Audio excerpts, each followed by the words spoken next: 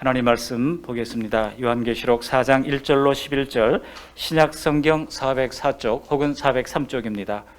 요한계시록 4장 1절로 11절 말씀을 정운교 집사님이 봉독해 주시겠습니다. 이 일 후에 내가 보니 하늘에 열린 문이 있는데 내가 들은 바 처음에 내게 말하던 나팔 소리 같은 그 음성이 이르되 이리로 올라오라. 이후에 마땅히 일어날 일들을 내게 보이리라 하시더라.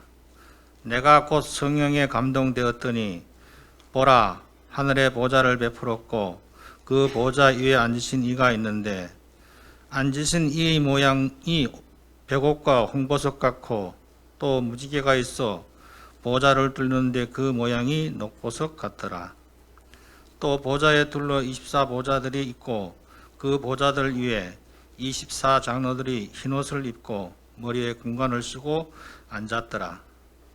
보좌로부터 번개와 음성과 우레소리가 나고 보좌 앞에 등불 7이 있으니 이는 하나님의 7영이라. 보좌 앞에 수정과 같은 유리바다가 있고 보좌 가운데와 보좌 주위에 4생물이 있는데 앞뒤에 눈들이 가득하더라.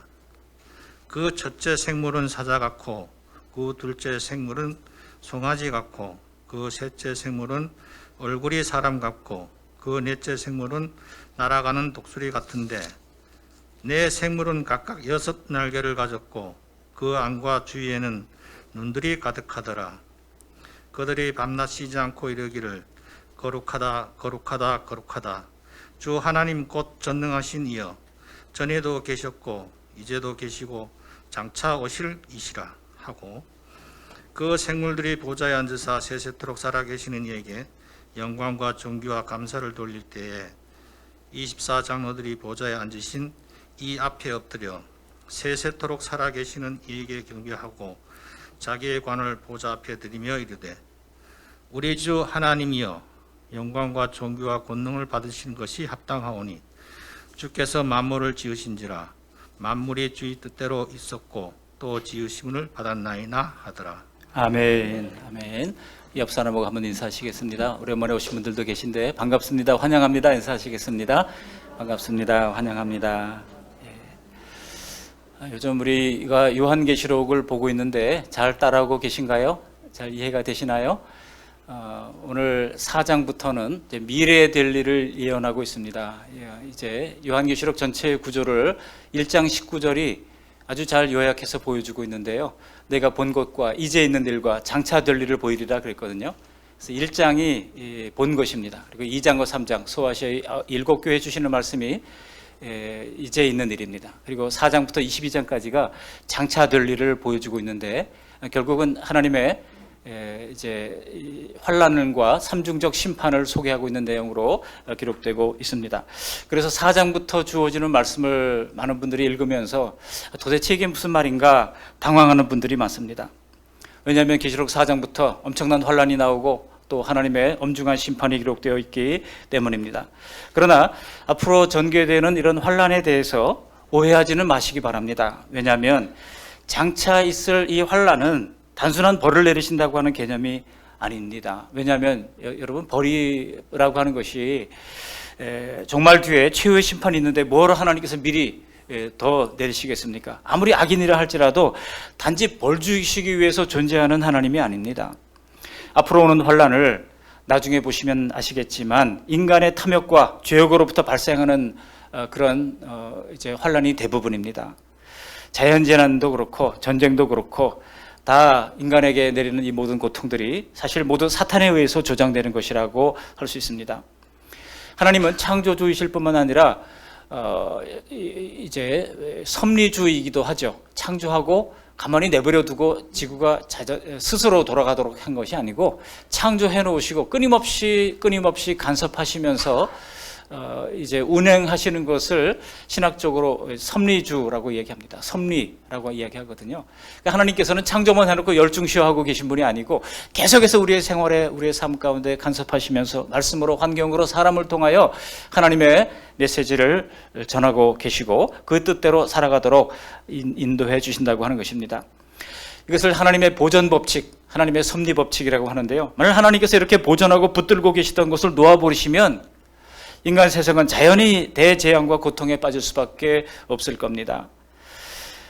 오늘 주시는 말씀의 의미가 무엇입니까? 이렇게 종말이 이제 가까우고 있으니 더 시급하게 회개하라고 하는 뜻이라고 할 수 있습니다.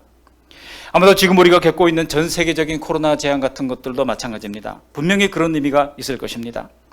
이런 국가적인 재난, 또 자연적인 재난, 이것은 성도들만 홀로 피할 수 있는 것이 아닙니다. 마지막 때일수록 이런 고난이 갈수록 더 크게, 더 극심하게 이제 다가오게 될 것입니다. 당시에 이 말씀을 받았던 교회 성도들의 입장을 한번 생각해 보십시오. 당시는 로마 황제가 가이사는 주라고 하는 고백을 하게 만들었습니다. 강제로. 그런데 우리 그리스도인들은 예수님이 주이기 때문에 가이사가 주라고 하는 고백을 하지 않고 당당하게 사자의 밥이 되면서도 예수님이 주라고 고백하면서 그들은 순교의 제물로 사라져 갔던 것입니다. 그렇게 극심한 박해까지 받고 있었습니다. 그렇다면 하나님께서 이들에게 왜 오늘 주시는 말씀을 보시면요, 가장 강조하는 중심 단어가 있는데 뭐겠습니까? 읽으면서 눈치채셨겠지만 바로 보좌라고 하는 것입니다. 오늘 11절밖에 안 되는 짧은 말씀이지만요, 여기 보좌라고 하는 단어가 14번이 언급되고 있습니다. 그 중에 2번은 하나님의 보좌가 아니고 24 장로들이 앉는 보좌들이라고 복수형으로 되어 있죠. 어떻든 12번이 하나님의 보좌를 말씀하고 있고 또 2번은 장로들이 앉을 그 보좌를 말씀하고 있는 것을 알 수가 있습니다. 한마디로 강조점이 바로 이 보좌에 있다고 하는 것을 알 수가 있습니다. 그러면 왜 주님께서 이들에게, 이 핍박 속에 있는 성도들에게 하나님의 보좌의 환상을 보여주시고자 하는 것인가 하는 겁니다. 여러분, 구약 성경에도 이 하나님의 보좌 환상이 나오는 데가 몇 군데 있습니다. 그런데 예외 없이 그때를 하나하나 살펴보면요, 개인이나 국가적으로, 교회적으로 큰 환난을 당할 때 하나님께서 보좌의 환상을 보여주셨어요. 이것은 하나님의 통치에 대한 믿음이 현실을 이길 수 있다고 하는 뜻입니다. 천국에 대한 믿음과 거기에 초점을 맞춘 생활이 현실의 어려움을 이겨낼 수 있다고 하는 강력한 도전인 것입니다. 그런데 만일 우리가 현실에만 온 힘을 기울여 집중하면 현실적으로 더 잘 살 수 있을 것 같은데 사실은 그렇지가 않다는 것입니다. 여러분, 영원한 천국의 관점에서 인생을 본다는 것은 마치 드론을 타고 높이 올라가 가지고 이렇게 조명하는 것 같아요. 인생을 내려다보면서 조감도라고 그러지 않습니까? 버드 아이. 그래서 멀리서 높이서 내려다보면요, 참 우리 산꼭대기에 올라가서 이렇게 춘천시를 내려다보면 너무나도 작게 보이잖아요. 세상에 그 크다고 하는 것들도 별것 아닌 것처럼 보이게 되는 것입니다. 오늘 말씀이 우리의 믿음의 시각을, 그리고 우리의 모든 상황을 하나님의 입장에서, 하나님 보좌의 입장에서 조망하는 귀한 시간이 되시기를 바랍니다. 오늘 본문은 정말 하나님이 영광의 무게가 담긴 귀한 말씀입니다. 성령께서 오늘 주시는 말씀을 잘 이해가 되도록 역사해 주시기를 간절히 소망합니다. 오늘 말씀을 통해서 3가지 대지로 말씀을 나누고자 합니다. 먼저 하나님의 보좌를 생각해 보겠습니다. 그리고 그 보좌를 둘러싸고 있는 주변 인물들이 나오는데 4 형상, 4 생물들이 나오죠. 그리고 또 24 장로들이 나옵니다. 이 부분을 살펴보고 마지막으로 이 환상의 의미가 무엇인지를 정리하면서 말씀을 맺고자 합니다. 첫 번째로 하나님의 보좌 환상입니다. 요한 사도는 지금 하늘로 이끌려 올라가서 하나님의 보좌의 환상을 보게 됩니다. 우리 1절 말씀 다시 한번 함께 읽어보십니다. 1절. 이 일 후에 내가 보니 하늘에 열린 문이 있는데 내가 들은 바 처음에 내게 말하던 나팔 소리 같은 그 음성이 이르되 이리로 올라오라. 이후에 마땅히 일어날 일들을 내가 내게 보이리라 하시더라. 이 일 후에 내가 뭐라고 그럽니까? 내가 보니 하늘에 뭐가 있다고요? 하늘에 열린 문이 있다고 말씀하고 있습니다. 열린 문. 요한은 먼저 열린 문을 보았습니다. 문이 있는데 문이 닫혀진 문이 아니에요. 열린 문입니다. 오늘 말씀에는 열린 문, 그리고 그 열린 문 넘어서 보이는 보좌에 앉으신 하나님, 그리고 4 생물과 24 장로들의 모습이 그에게 보였습니다. 근데 여기 열린 문이라고 말할 때 열린이라고 하는 이 단어의 시제는 오늘의 성경을 살펴보면 이것이 계속해서 열려져 왔다는 뜻입니다. 지금 막 열렸다는 뜻이 아니고 이전부터 계속해서 열려져 있었다는 것입니다. 일전에 우리가 살펴봤던 빌라델비아 교회도 그랬잖아요. 빌라델비아 교회들에게 뭐라고 말씀하고 있습니까? 한번 기억해 보십시오. 3장 8절 전반절에 보면 이렇게 말씀하고 있습니다. 볼지어다 내가 내 앞에 열린 문을 두었으되 능히 닫을 사람이 없으리라 그랬어요. 그렇습니다. 예수님을 구주로 믿는 성도들에게 이미 천국 문이 열려져 있다는 것입니다. 우리 신앙에서 이런 인식은 정말로 중요한 겁니다. 예수 그리스도를 믿음으로 내가 천국의 자녀가 되었다고 하는 확신이 우리에게 있어야 합니다. 옛날에 교회 어르신들 중에는요, 너무 겸손한 분들이 많아서 권사님 이제 천국을 다 확보하셨네요. 그러고 물으면은요, 손사래를 치면서 그런 말씀 하지 마세요. 제가 천국에 가려면은요 아직도 멀었습니다. 그렇게 얘기하는 분들이 있어요. 여러분, 과연 그게 겸손일까요? 무지입니다. 우리가 완전하게 성숙한 다음에 천국에 가려고 한다면 영원히 갈 수 없습니다. 천국에 들어가는 문은 오직 예수 그리스도의 대속을 믿는 믿음으로만 들어가는 것이기에 우리가 그 믿음을 가질 때 이미 천국의 문은 우리에게 열려져 있는 것입니다. 오직 믿음으로 들어갑니다. 요한복음 10장 9절에도 우리 예수님도 말씀하셨잖아요. 같이 한번 읽어보시겠습니다. 요한복음 10장 9절, 내가 문이니 누구든지 나로 말미암아 들어가면 구원을 받고 또는 들어가며 나오며 꼴을 얻으리라 그랬습니다. 나로 말미암아 들어가는 거예요. 내 공로로 들어가는 게 아닙니다. 예수님으로 말미암아 들어가면 들어가며 나오며 꼴도, 이 꼴을 얻는다고 하는 것은 뒤에 주시는 상급을 의미합니다. 그러니까 우리가 상급을 받아야 그 문을 통해서 들어가는 게 아닙니다. 예수님을 믿으면 우리는 자연히 구원을 받게 되는 것이고 그 이후에 하나님이 주시는 놀라운 상급이 있다고 하는 말씀입니다. 오늘 보면 요한 사도도 이 열린 문을 통해서 하나님의 보좌를 보았던 겁니다. 2절과 3절 말씀, 그가 뭐를 받는지 한번 보시겠습니다. 2절 3절 말씀을 함께 읽어보시겠습니다. 내가 곧 성령에 감동되었더니 보라 하늘의 보좌를 베풀었고 그 보좌 위에 있으신 이가 있는데 앉으신 이의 모양이 벽옥과 홍보석 같고 또 무지개가 있어 보좌에 둘렸는데 그 모양이 녹보석 같더라. 요한이 성령에 감동되어서 보았던 것은 먼저 열린 문을 통해서 보았던 것이 있는데 그것은 바로 하나님의 보좌였습니다. 하나님의 보좌가 너무나도 아름다워서 어떻게 표현할 방법이 없어가지고 진귀한 보석들을 가지고 표현을 했다고 하는 것입니다. 여러분, 되게 높은 사람들을 만나려면 잘 쉽게 만나기가 어렵지 않습니까? 비서실을 통해서 오세요. 그래가지고 거기 가서 약속을 하고 또 이렇게 이제 계획을 잡고 그렇게 했다가도 중간에 또 무슨 일이 있으면 또 밀리고 말이죠. 이렇게 되는 경우들이 허다합니다. 그러나 천국은 그렇지 않다고 하는 겁니다. 하늘이 열리면 제일 먼저 우리에게 하나님의 보좌가 보이는 거예요.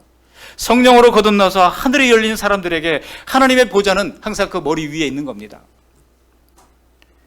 언제부터인지는 몰라도 어느새 하나님 보좌가 내 위에 있구나 하는 것을 우리는 인식하며 알게 됩니다. 영적인 감각을 통해서 우리는 깨닫게 되는 것이죠. 구약이나 신약에서 하늘이 열리고 천국을 바라본 사람들의 공통점이 있습니다. 그래서 바로 즉각적으로 보좌에 계신 하나님을 그들이 보게 되었다는 것입니다.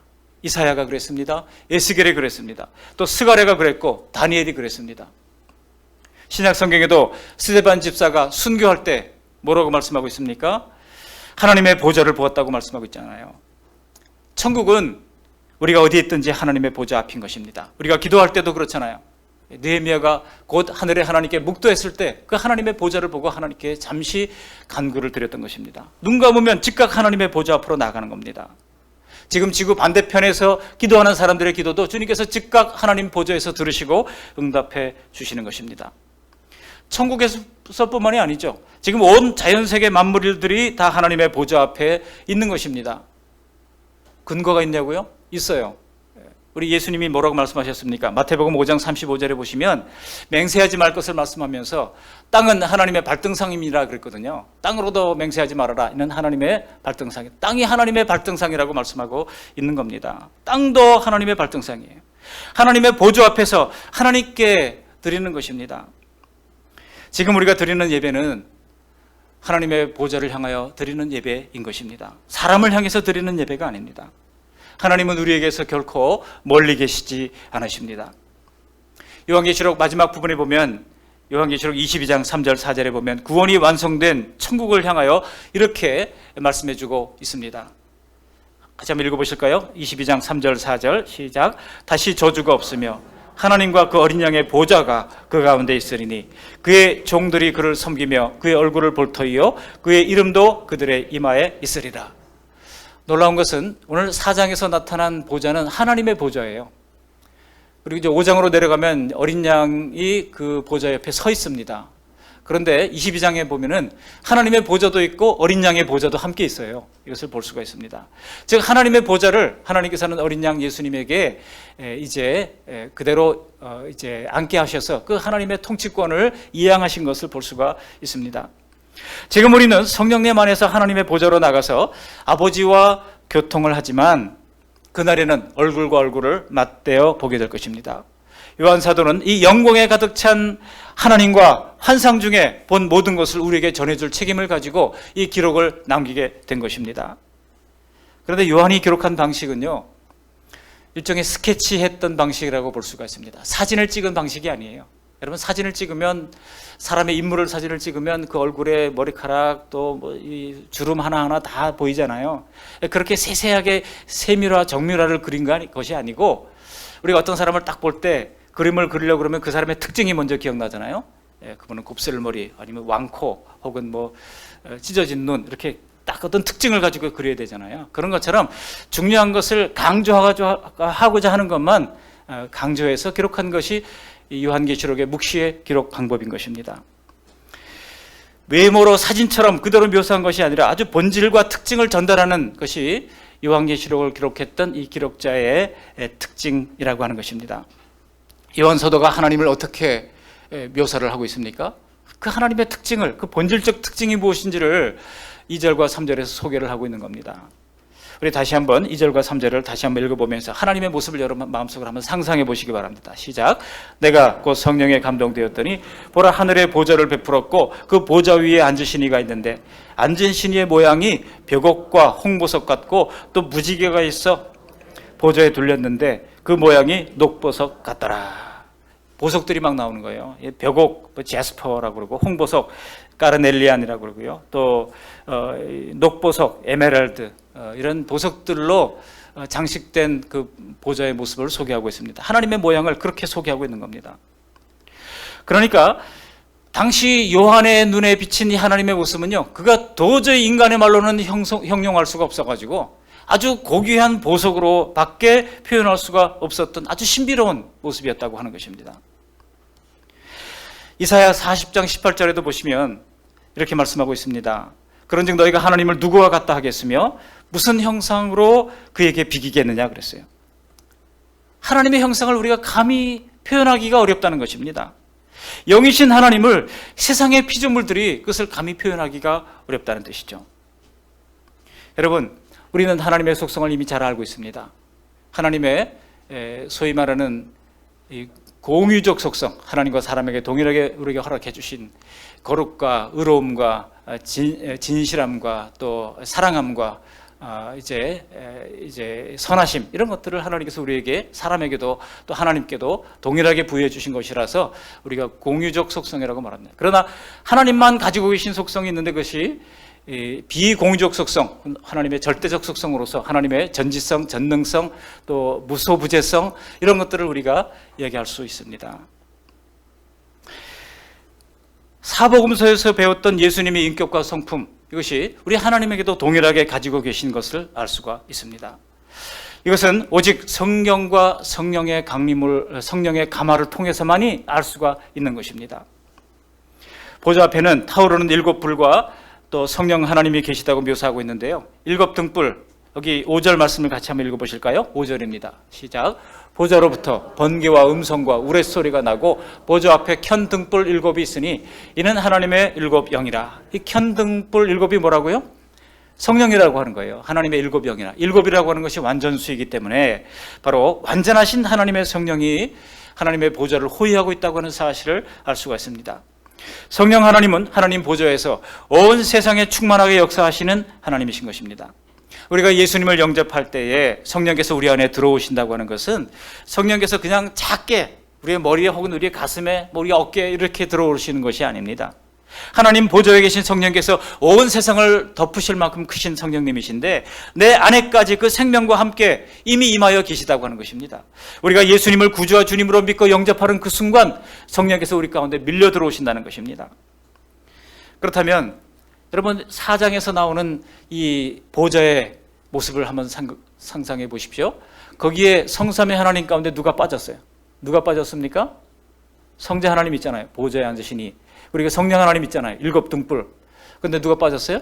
성자 하나님이 빠졌어요. 이 성자 하나님에 대해서는 계시록 5장에서 다음 장에 이제 다음번에 5월 달에는 이제 가족의 달이라서 거기에 합당한 말씀이 증거될 것이고 6월 달에 다시 5장을 나눌 때 그때 예수님의 이 영광스러운 모습을 다시 한번 보도록 하겠습니다. 우리도 언제든지 성령의 감동 안에 있을 때 하나님의 보좌로 갈 수가 있습니다. 히브리서 4장 16절에 보시면 이렇게 말씀하고 있어요. 함께 읽어보십니다. 히브리서 4장 16절입니다. 시작. 그러므로 우리는 긍휼하심을 받고 때를 따라 돕는 은혜를 얻기 위하여 은혜의 보좌 앞에 담대히 나아갈 것이니라. 하늘에 있는 보좌는 은혜의 보좌입니다. 이 열린 문과 또 은혜의 보좌에 계신 하나님의 환상은 환난 중에 기도하는 모든 성도들에게 큰 확신과 용기를 주는 말씀이라고 할 수 있습니다. 우리 또한 이 환상을 생각하면서 날마다 존귀하신 하나님의 보좌로 나아가는 우리 모두가 되시기를 바랍니다. 하나님의 보좌, 이 세상은 정말 혼돈 가운데 있지만 하나님의 보좌는 질서정연한 곳입니다. 그곳에는 우리에게 용기와 힘을 주는 하나님의 통치가 있다고 하는 사실을 가르쳐 주는 것입니다. 두 번째 대지로 이 하나님의 보좌 옆에 누가 있다고 말씀하고 있습니까? 하나님의 보좌가 중심에 있고 그 주변에 네 생물들이 있죠. 그리고 24장로들이 또 더 큰 서클을 형성하고 있습니다. 요한의 시선이 이제 이 보좌의 주변 인물들에게로 옮겨가는데 그 24보잘들, 첫 번째로 밀착하고 호위하고 있는 네 생물들이 등장하고 주변을 둘러싼 24장로들이 있는 것을 볼 수가 있습니다. 근데 이 네 생물들의 모습이 보면 아주 신비하잖아요. 요한은 그들이 하나님께 드리는 경배의 태도를 자세하게 기록을 해서 남겨주었습니다. 우리는 하나님 앞에서 섬기는 그들의 태도를 보면서 우리가 하나님 앞에 예배할 때 어떤 태도를 가지고 예배해야 되는지를 알 수가 있습니다. 만약 어떤 사람이 들어왔을 때 앉아있던 사람들이 다 일어서 아주 기립한다면 누가 들어온 거예요? 이 세상적 논리로 말하면 시설장이 들어온 거예요. 아니면 VIP가 들어왔거나, 그렇죠? 시청에 시장님이 들어오면 이제 직원들도 다 벌떡벌떡 일어나잖아요. 이 세상의 논리가 그렇습니다. 학교에서도 그렇지 않습니까? 교장 선생님이 들어오면 또 선생님들이 또 모르겠어요. 요즘은 어떤지 모르겠습니다만 요즘도 그러신가요? 요즘은 안 그래요? 죄송 안 그래요? 예, 정말 많은 시대가 달라졌다는 생각이 듭니다. 근데 우리 하나님은 많은 사람들에게 이렇게 네 생물들로부터 그리고 24장로로부터 영광과 존귀를 받았던 분인 것을 오늘 성경은 말해주고 있습니다. 여러분, 보좌 주변에 첫 번째로 밀착 호위하고 있는 네 생물이 있는데요. 이 네 생물의 모습을 한번 여러분 그림으로 그려본다고 하면 상상해 보시기 바랍니다. 정확한 그림이 잘 안 나옵니다. 한번 6절, 7절 말씀을 같이 한번 읽어보시겠습니다. 6절, 7절. 보좌 앞에 수정과 같은 유리바다가 있고 보좌 가운데와 보좌 주위에 네 생물이 있는데 앞뒤에 눈들이 가득하더라. 그 첫째 생물은 사자 같고 둘째 생물은 송아지 같고 셋째 생물은 얼굴이 사람 같고 그 넷째 생물은 날아가는 독수리 같은데. 여러분, 이게 이해가 되십니까? 거기다가 8절 보시면 이렇게 얘기하고 있죠. 8절 전반절도 함께 읽어보십니다. 네 생물은 각각 6날개를 가졌고 그 안과 주위에는 눈들이 가득하더라. 여러분, 이것이 요한계시록에만 있는 말씀이 아닙니다. 이 네 생물에 관한 이 환상은요, 사실 에스겔서에서도 나왔던 환상입니다. 에스겔서 1장에 보시면 하나님의 호위를 하는 네 생물들의 모습을 여기서 말하는 것과 동일하게 소개하고 있는 것을 알 수가 있습니다. 사자, 그리고 소, 그리고 이제 사람, 그리고 독수리, 이 표현이 에스겔서 1장에 고스란히 나온다는 사실을 알 수가 있습니다. 그러니까 구약에서 보았던 하나님을 호위하는 네 생물들은 오늘 요한계시록에 묘사한 것과 동일하다고 하는 것입니다. 즉 시대를 넘어서 같은 천사들을 지금 에스겔이 보았고 사도 요한이 본 것입니다. 이 신비한 네 생명체는 누구입니까? 이 정체가 무엇입니까? 바로 하나님을 밀접 수행하는 천사들을 가리키는 것입니다. 오늘 본문에서 요한 사도가 설명하고자 한 것은 이 천사들이 한눈에 봐도 뭔가 비범한 그런 지혜와 권능을 가졌다고 하는 것입니다. 여기 수많은 눈들은 무엇을 상징합니까? 이 묵시의 상징적 언어를 우리가 이해할 필요가 있죠. 바로 그들이 가진 모든 것을 꿰뚫어 아는 그런 지각 능력을 이제 상징해주고 있습니다. 여러분, 우리도 똑똑한 사람들을 가지고 뭐라 그래요? 그 사람은 뒤에도 눈이 달린 사람이야, 이렇게 얘기하잖아요. 모든 것을 사물을 정확하게 잘 보는 민감한 사람을 가리킬 때 그렇게 얘기합니다. 또 이 네 생물의 얼굴을 들어보십시오. 사자의 얼굴, 송아지의 얼굴, 사람의 얼굴, 독수리 얼굴과 같다고 합니다. 이것은 이 네 생물들의 특징, 이 천사들의 특징을 보여주고 있는 것입니다. 사자의 용맹과 송아지의 충성과 또 사람의 지혜와 독수리의 강함을 표현하고자 한 것입니다. 이 구약 성경이나 혹은 이런 계시록이나 이런 묵시를 읽을 때는 우리는 그것이 상징하는 바가 무엇인지를 살펴야지 그것을 외모 모습 그대로 보아서는 곤란합니다. 5장에 내려가서 예수님에 대한 표현도 그런 것이에요. 요한계시록 5장 6절 말씀이 이렇게 되어 있어요. 같이 한번 읽어보십니다. 5장 6절. 내가 또 보니 보좌와 네 생물과 장로들 사이에 한 어린 양이 서 있는데 일찍이 죽임을 당한 것 같더라. 그에게 7뿔과 7 눈이 있으니 이 눈들은 온 땅에 보내심을 받은 하나님의 7 영이더라. 하나님의 영을 7뿔과 7 눈을 가진 일찍 죽임을 당한 어린 양 같은 양이 하나님 보좌에 서 있다고 말하고 있습니다. 우리가 요한계시록의 묵시적인 표현의 특징을 안다 그러면 뒤에 부분도 우리가 쉽게 이해할 수가 있습니다. 이 네 생물이 오늘 본문에도 쉬지 않고 하나님을 경배하고 찬송합니다. 이 네 생물이 하나님을 예배하는 모습을 보십시오. 8절 말씀을 우리 함께 읽어보시겠습니다. 그들이 밤낮 쉬지 않고 이르기를 거룩하다 거룩하다 거룩하다 주 하나님 곧 전능하신 이여 전에도 계셨고 이제도 계시고 장차 오실이시라 하고, 이 천사들의 임무 중에 하나는 밤낮 쉬지 않고 하나님의 거룩하심을 찬송하고 있다고 하는 것입니다. 이러한 천사들의 쉬지 않는 찬송은 하나님의 선하심과 하나님의 사랑과 하나님의 공의와 거룩하심에 대하여 저절로 흘러나오는 탄성이에요. 여러분, 우리가 천국에 가면 하나님을 다 알 수 있을까요? 제 생각에는요, 우리가 천국에 가서도 하나님의 모습을 다 알 수가 없어요. 그저 날마다 매 순간 하나님을 바로 볼 때마다 경탄이 터져나오고 놀라운 마음으로 경배할 뿐인 것입니다.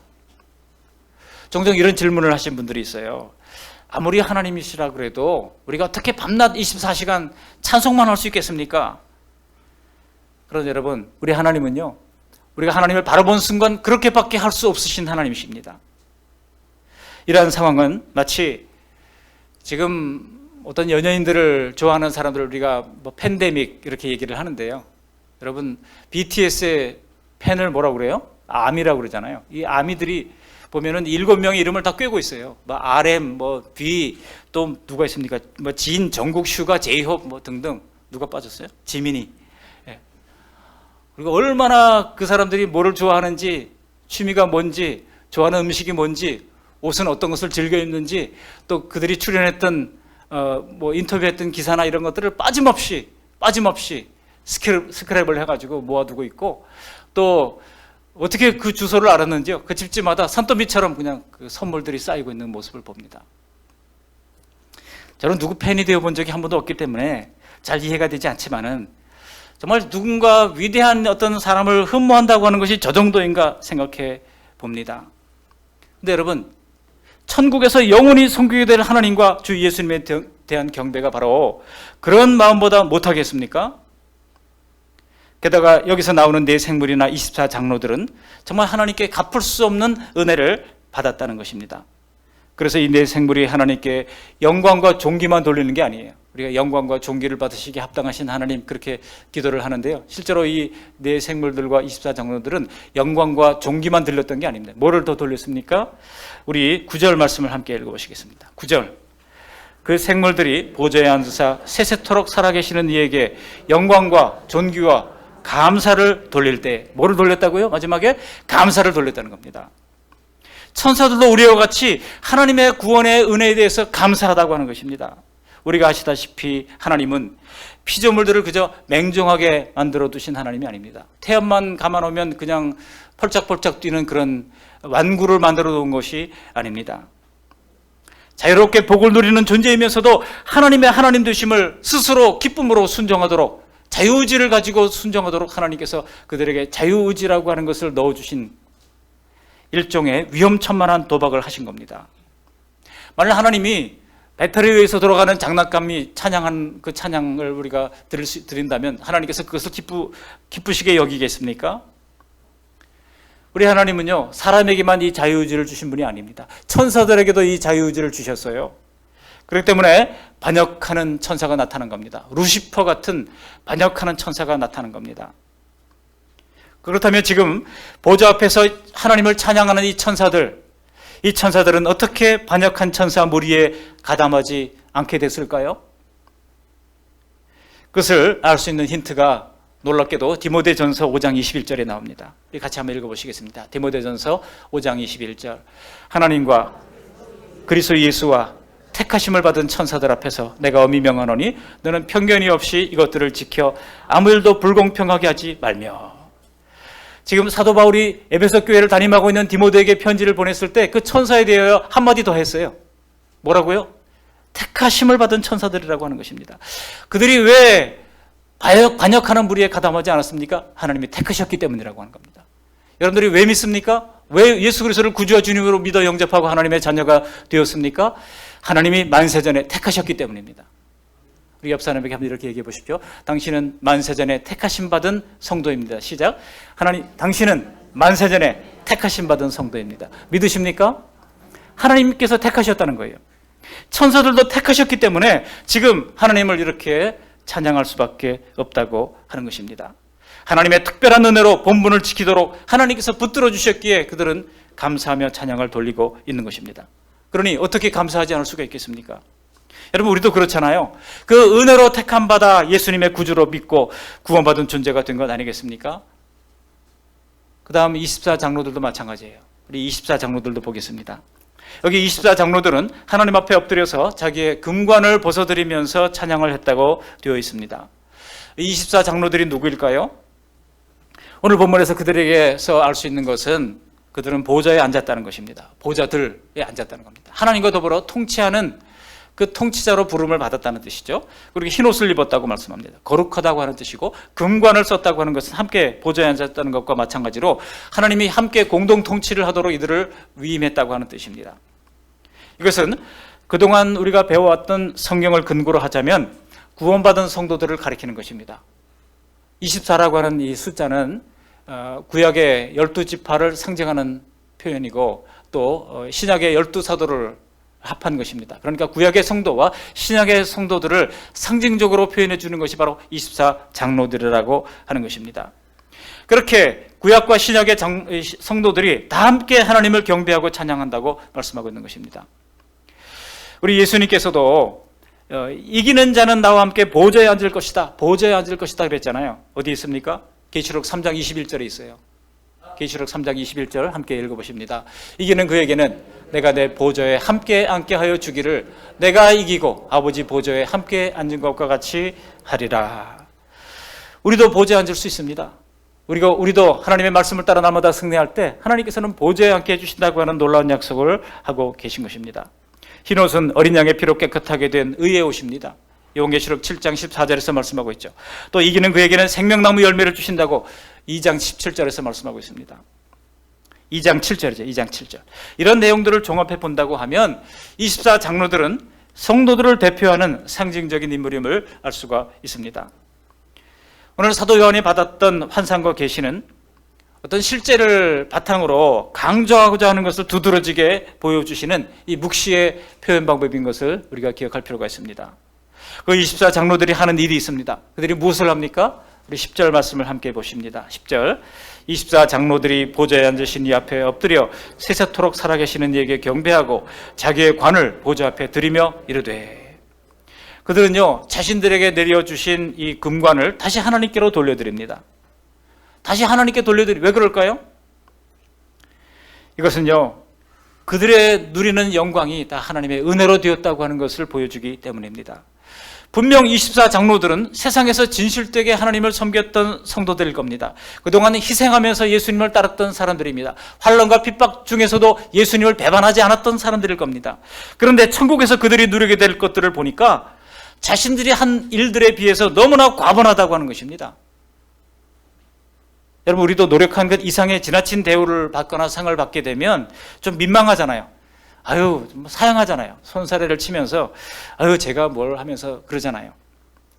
천국에서 하나님이 우리에게 준비한 것들을 주실 때에 분명히 우리는 이 세상에서 우리가 드린 노력과 희생에 비해서 너무나 과분한 것을 받고 놀라게 될 겁니다. 즉 우리를 창조해 주시고 독생자의 피로 우리 죄를 씻어 주시고 영원한 천국의 유업과 영원하고 아름다우신 하나님을 섬기는 영광도 가분한데 거기다가 금관이 웬 말이냐는 것입니다. 그래서 금관을 벗어서 다 하나님께 다시 돌려드린다고 하는 것입니다. 성도 여러분, 이들이 받은 은혜가 바로 우리가 받은 은혜 아닙니까? 그들처럼 하나님을 경외하며 감사하며 감격으로 엎드려 경배하는 우리 모두가 되시기를, 이 은혜의 감격을 잊어버리지 않는 우리 모두가 되시기를 주님의 이름으로 축원합니다. 마지막으로 오늘 이 환상을 요한에게 보여주신 그 의미가 무엇인지를 살피면서 말씀을 맺고자 합니다.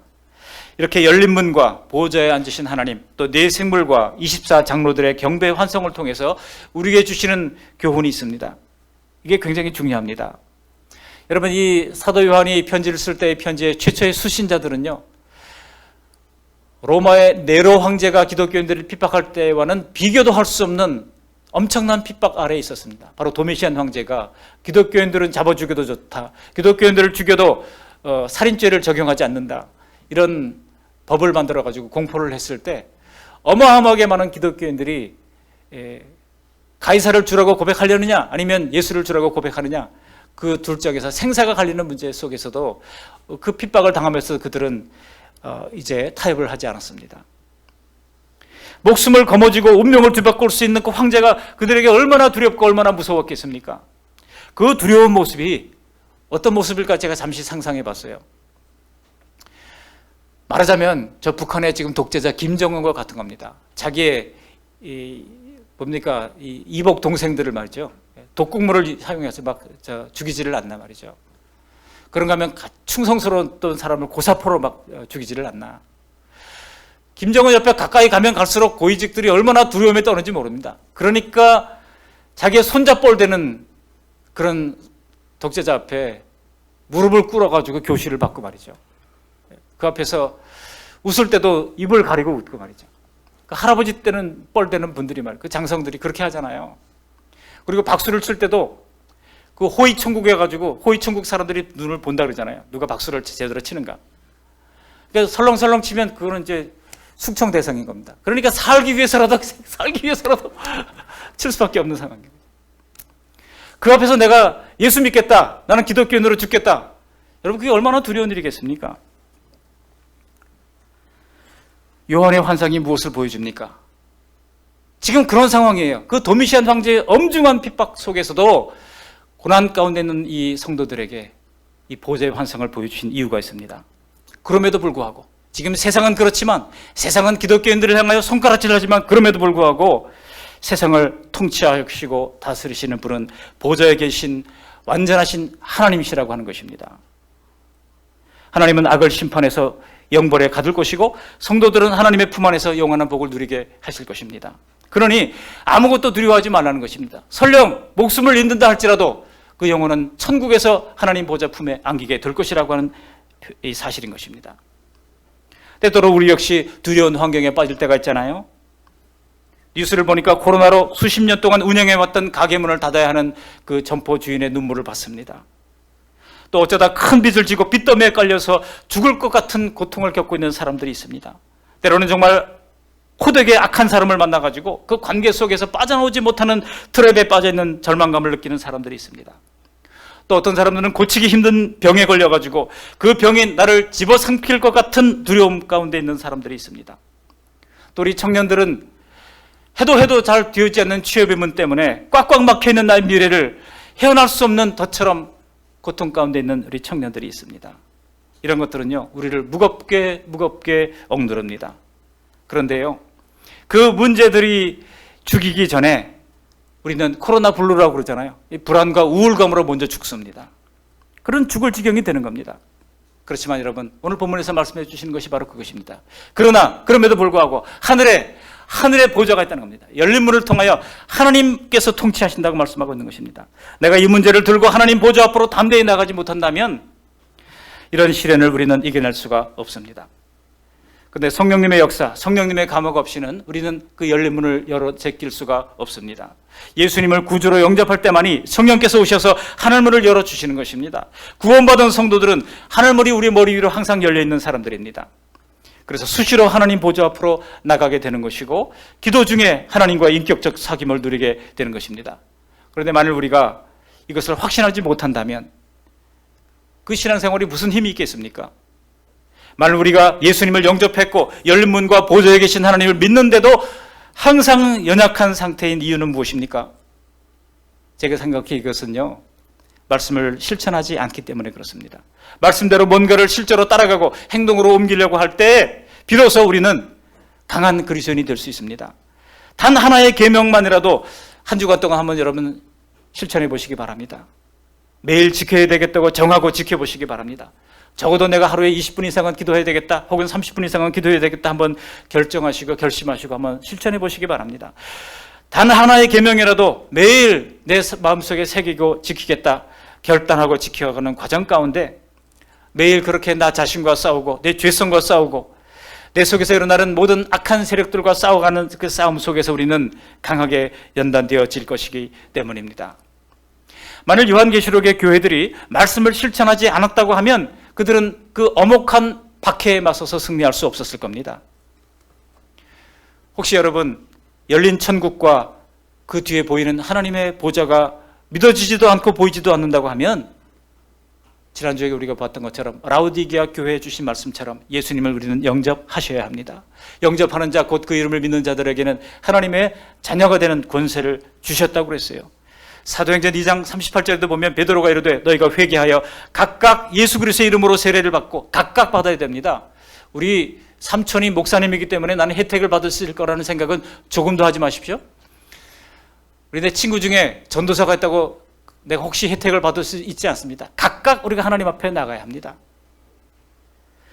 그럴 때 우리는 성령의 선물을 받게 된다고 말씀하고 있습니다. 만일 우리가 하나님의 보좌 앞으로 나가는데 게으르다면 에베소 교회에게 말씀하신 대로 처음 사랑을 다시 되찾아야 할 것입니다. 그래서 하늘의 열린 문을 통하여 매일매일 하나님 보좌 앞으로 나가는 우리 그 말씀 양문의 모든 성도님들이 다 되시기를 바랍니다.